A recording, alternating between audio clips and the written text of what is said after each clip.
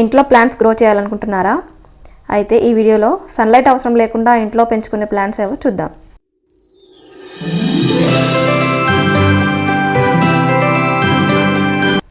First one snake plant. Snake plant ఆకులు చాలా ఆకర్షణీయంగా ఉంటాయి. ఈ ప్లాంట్కి సన్లైట్ అవసరం లేదు, తక్కువ కాంతిలోనూ పెరుగుతుంది.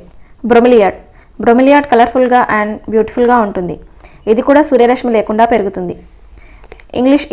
ఇంగ్లీష్ ఇవి తీగలాగా పాకే మొక్క, గోడలకు పాకుతూ పెరుగుతుంది. వీటికి నేరుగా సన్లైట్ తాకకూడదు, నీడలోనూ పెరుగుతుంది.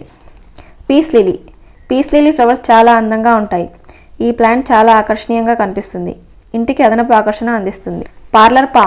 పార్లర్ పామ్ ప్లాంట్ తక్కువ లైట్లో పెరుగుతుంది. డైరెక్ట్ సన్లైట్ లేకుండా పెంచవచ్చు.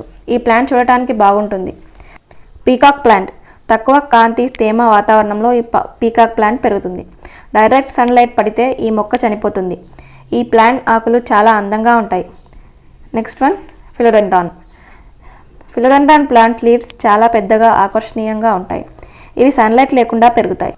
చైనీస్ ఎవర్గ్రీన్ తక్కువ కాంతిలోనూ చైనీస్ ఎవర్గ్రీన్ మొక్క పెరుగుతుంది. అలాగే ఈ మొక్క గాలిలోని మలినాలను తొలగించి స్వచ్ఛమైన గాలిని అందిస్తుంది. ఫైనల్లీ మనందరికీ తెలిసిన మనీ ప్లాంట్. ఇంట్లో సులువుగా తక్కువ మెయింటెనెన్స్లో ఈ ప్లాంట్ పెరుగుతుంది. హ్యాంగింగ్ పాట్స్ అండ్ వాటర్లో కూడా ఈ మొక్కను పెంచుకోవచ్చు. సో ఇవ్వండి ఇండోర్ ప్లాంట్స్.